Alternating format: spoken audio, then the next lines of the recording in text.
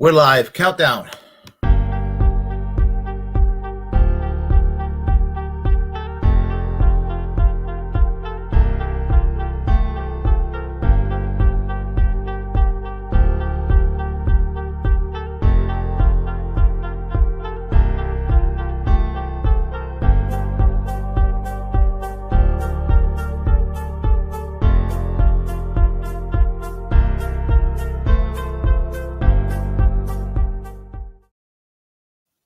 Hello, I'm Willie Bragg. Welcome to another edition of the Willie Bragg Show, where I like to discuss politics. And what I want to discuss is how one set of extremism leads to another. One of my favorite leaders of the New Democratic Party of Canada, Tommy Douglas, once said, "I will never trade one form of tyranny for another." And that's kind of how I operate. And I try to keep as consistent as possible. I'm not perfect, but I try to keep things as consistent as possible. And I'm not guilty of political party-based hackery, but I am tribalist as far as ideology is concerned. And basically, there's a stigma. And so I try to do what I can to keep my side as clean as possible. And anything that will even begin to put a stain on my side and my brand, I get worked up about. And so I'm very bothered by this government disinformation governance board that the Biden administration set up with Nina Jankowicz as head of this agency, this sub-agency in the Department of Homeland Security.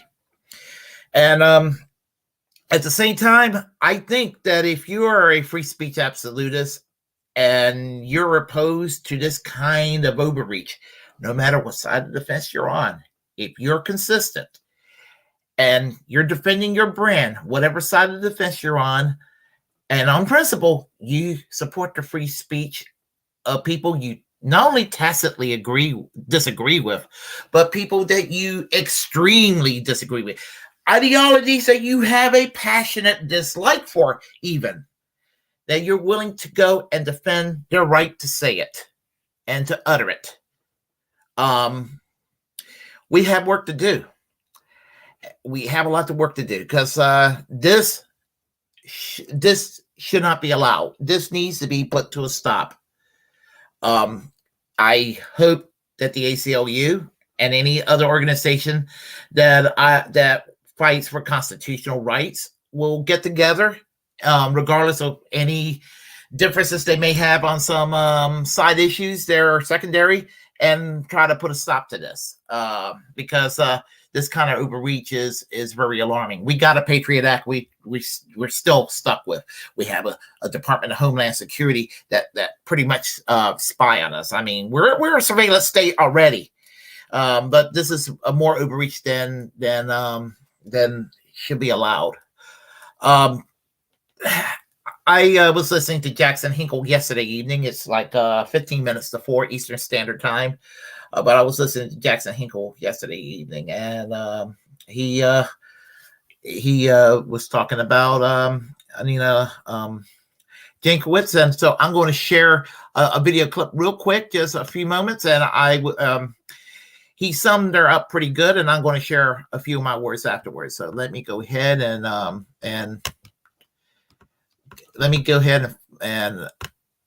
get that clip real quick. Give me a moment. Momentarily. Here it is. And as I said, we'll share a few words afterwards. But listen, there's more. We know a lot about Nina Jankowicz. We're going to dive into some more startling information about Nina Jankowicz in a minute, how she is deeply intertwined with the national intelligence community and the national security state, how she's been involved in these color revolutions all across the globe, namely in Ukraine and Georgia, for example.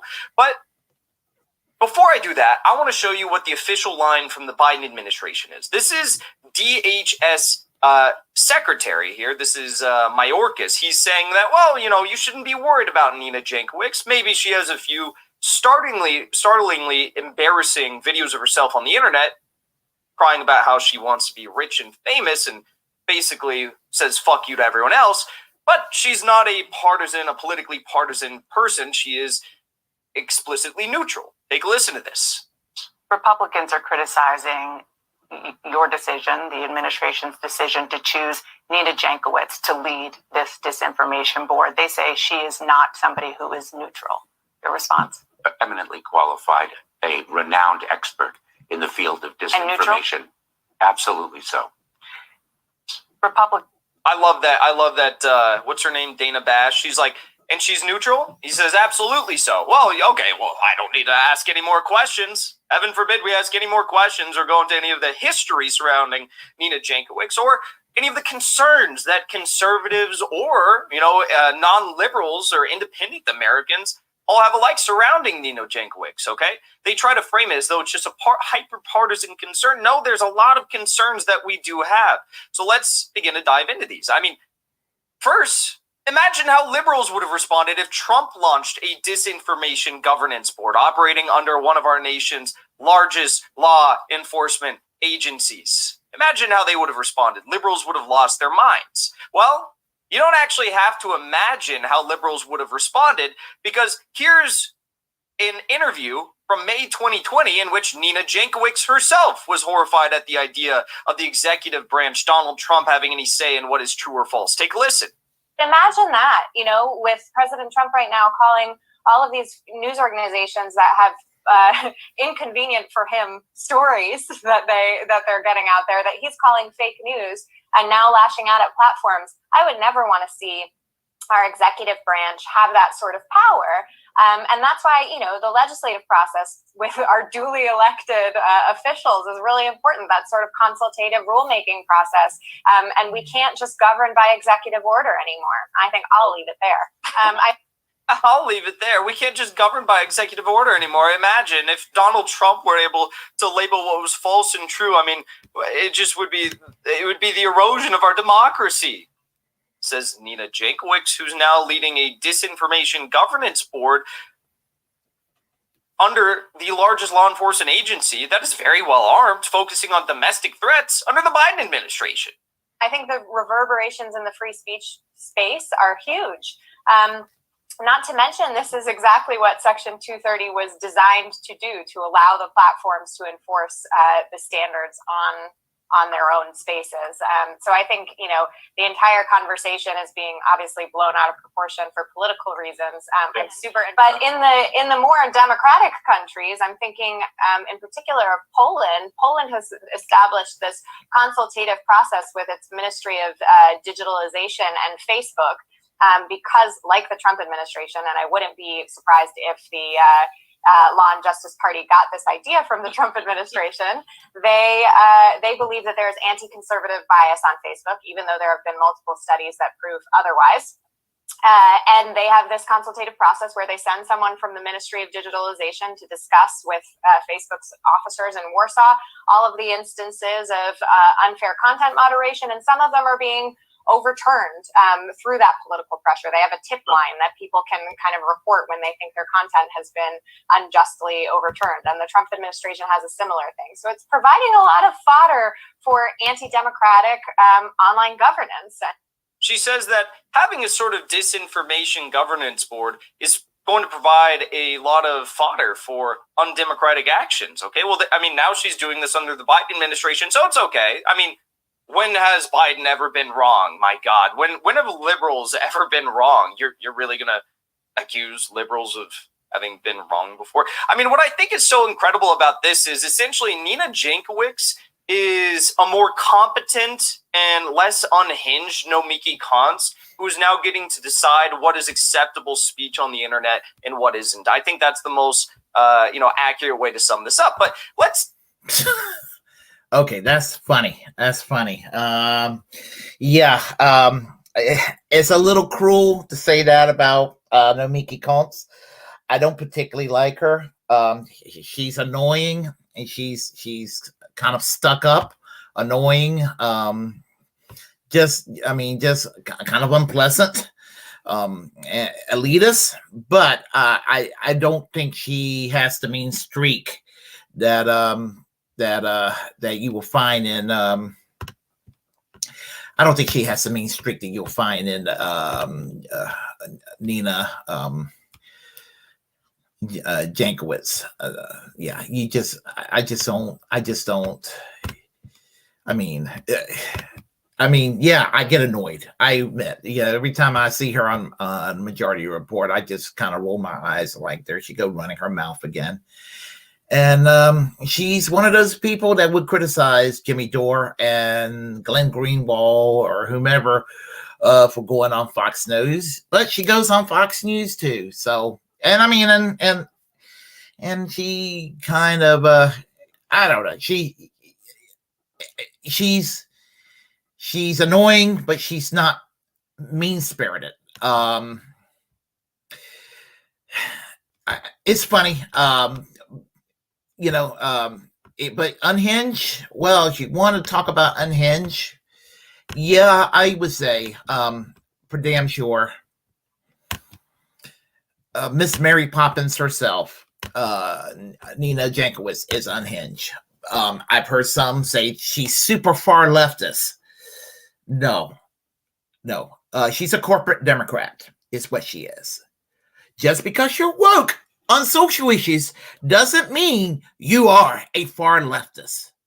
I've heard Stuart Barney on Fox Business Report when he's criticizing Bernie Sanders' economics program, whether he's talking about Medicare for all or whatever. It's usually his economics program.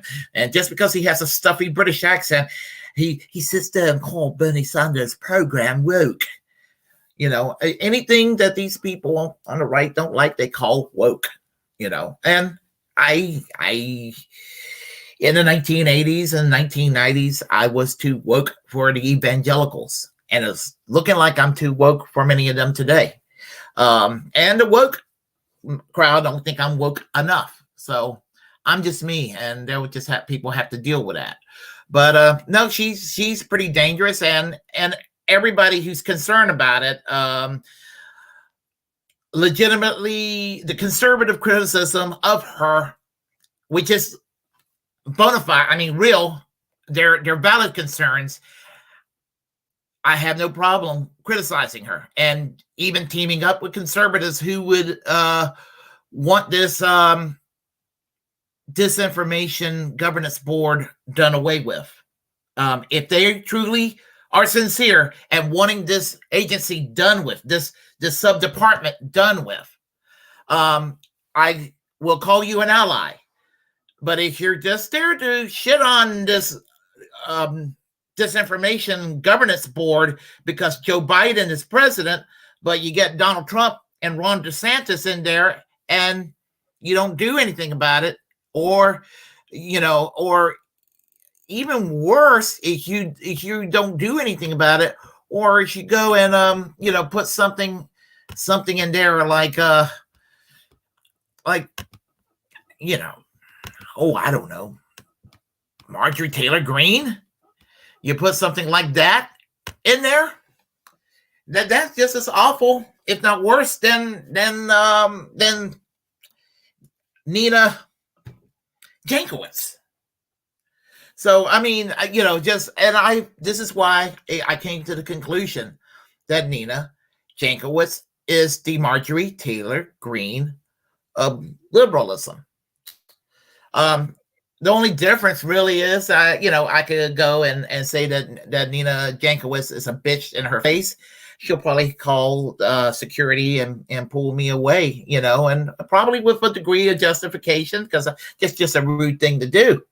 But I go and call Marjorie Taylor-Greene a bitch to her face, she'll pull out a gun and blast me away. That'll probably be the biggest difference between the two, other than the woke and the counter woke ideology. And the SJW shit, the woke shit, can be kind of annoying on one hand, but the anti or the counter SJW sentiment on the right is just as cringe as the pussy hat wearing morons that I've seen for many years. So there is that. But the point I'm trying to make best is this, that as a civil libertarian, I do not want any overreach. I do not want people having their information zapped away from them, or their social media accounts zapped because they said something that violated a party line or violated the official line of the government. It is fucked up to have a fact check administration. It is fucked up to have corporate media and benevolent experts deciding what is truth. And I have said this. I said this about a year ago. I talked about this. And, you know, in the eve of the Iraq War, such an entity would have existed back then. And we would have had a YouTube back then, and a Facebook, and a Twitter, and a whatever, you know, whatever type of, you know, Discord, all this around. And we would have had this entity called a disinformation governance board. And we would have said, there's the weapons of mass destruction. Bush is telling lies to the American people. The accounts would have been gone, or the video would have been struck down, or even worse, if some people had it their way, some people would have been put in handcuffs and been called traitors. So, and I'm sure there are people in this administration that would want to do the same thing as well. I mean, you know, I hear all kinds of crazy shit about COVID. I hear crazy shit about election results, and all kinds of things. I hear, you know, the QAnon crap all the time. I mean, I hear all this stuff. I don't like it. I disagree with it, but I am opposed to taking it down. I mean, you know, and honestly, it's the worst thing in the world, this censorship crap, because all it did, it created some smaller networks out there where there is basically what you call an echo chamber, and it breeds more extremism underground. You keep this shit in the open. I mean, you know, you keep this shit in the open, we can have a big old chuckle, and it's like, look at some of these morons out there, you know? I mean, Alex Jones, you know, now, I'm not saying Alex Jones is like the worst of the worst of the worst of the worst. I mean, actually, Alex Jones is making me laugh more than anything else. You know, I mean, now, you know, some of the videos that he said about the Sandy Hook that he claims was a hoax, where it was endangering people's lives, I've heard it said that, yeah, you could have taken that video down where there were threats being implied. Okay, you didn't have to take the whole damn InfoWars and give it the internet death penalty. You didn't have to do that. And it made me mad because that shit was funny. That shit was funny to listen to. But anyway, it doesn't matter what side of the fence you're on, whether you're a liberal, a conservative, a libertarian, a socialist. I don't care. If you are for free speech, and there are free speech absolutists found in every corner of the ideologies I mentioned. There are free speech liberals, free speech conservatives, free speech libertarians, free speech socialists. There are people who are anti-free speech within liberalism, within conservatism, within libertarianism, and within socialism. You will find them. You will find them there too. But those who are pro-free speech, link up, work together, put aside your differences, and realize, you know, we got to put a stop and draw the line in the sand. And to all the liberals out there who think I'm just enabling the right-wing talking points, I'm going to tell y'all something. Y'all, you Democrats, you blue no matter who liberals, you gave the Republicans the biggest gift. They ought to be thanking y'all for this shit, because if there was a doubt that the Republicans were not going to do well in November, or do as well as one could have imagined,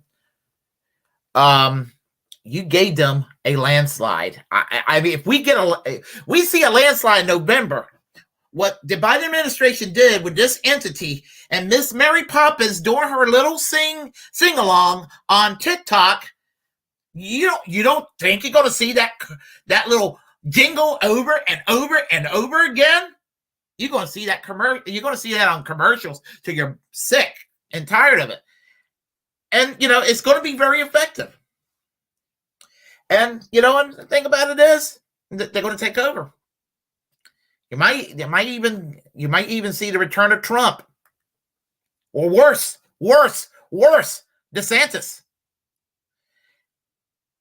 And, don't think that they wouldn't use it against you, liberals. They will. They will. Don't say I didn't warn you about this shit. But, y'all don't get it. Liberals don't get it at the end of the day. And they just don't get it. But, everybody complains about the opposing party. And then when the opposing party gets in power, they kind of do the same shit in a new, different way. And that's just par for the course. It is. And I'm going to go with the post 9/11 world because that's the modern era as far as I'm concerned. George W. Bush. I make it no secret when I say this. George W. Bush, our fucking worst president ever. Look at these four motherfuckers here. Bush, Obama, Trump, and Biden. Of the four, George W. Bush is the worst. He's the illegitimate president, in my opinion. Oh, that could get me shut down too. I better be careful with my words. He brought us a war based on a lie. Brought this country to near economic collapse with the well, actually, this goes back to Bill Clinton and Newt Gingrich working together to get rid of Glass-Steagall. But getting rid of Glass-Steagall, putting the economy on deregulation on overdrive during Bush and Cheney led to a near economic collapse in this country. But, we almost had World War III because of George W. Bush. Worst president we ever had. And the liberals love him because they hate Trump that bad. Obama took over. Change, hope, yes we can. Bullshit. He took Bush's war, expanded it to 7 countries, took the Patriot Act, gave us the National Defense Authorization Act of 2012, which, basically, made the country more totalitarian. Because he was a pussy, and he got scared when Mitt Romney said if he doesn't sign the NDAA, when I become president, I'll sign it into law. So it was like Obama pussed out, and he decided to sign it into law. Best thing he did was the Iran peace treaty. Worst thing Trump did was to get rid of the peace treaty between the United States and Iran, which was working.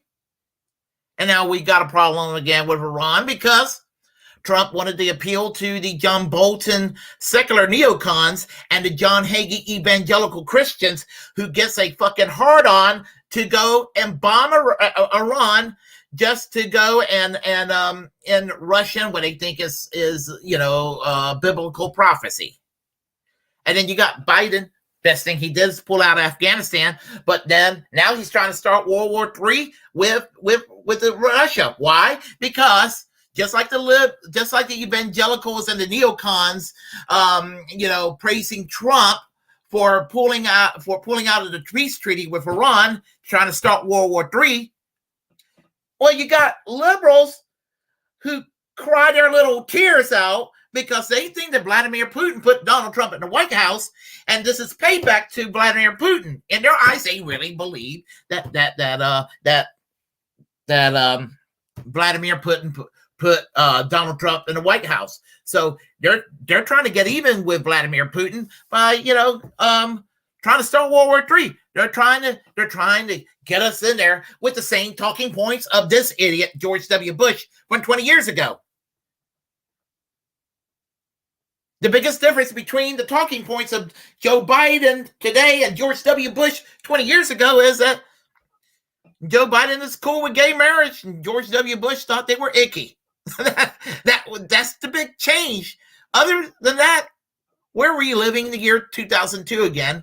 And of course, I'm going to be correct, like I've always been correct on these matters. But, anyway, I digress. And I just need to say that we need to work together to put a stop to this encroachment on civil liberties. And, if you are a person that favors civil liberties. Put aside your political differences. Please do so. Because our democracy, our representative democracy, or our constitutional republic to some, is at danger with this kind of bullshit. If you like what you heard, press like and comment. If you disagree, comment anyway. When you press the like button, it helps with algorithms. Share the content on this channel. That also helps with more viewing and more liking, helps with the algorithms too. I also urge you to create your own platform and utilize it, because we're the muckrakers of our time. And I say this as a free speech absolutist.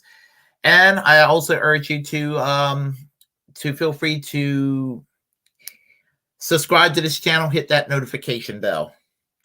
And remember, we have a class struggle to wage, but we also have a First Amendment to save, freedom of speech and the freedom of the press, which is why I always conclude by saying, at the end of the day, we're all Julian Assange. Oh, music.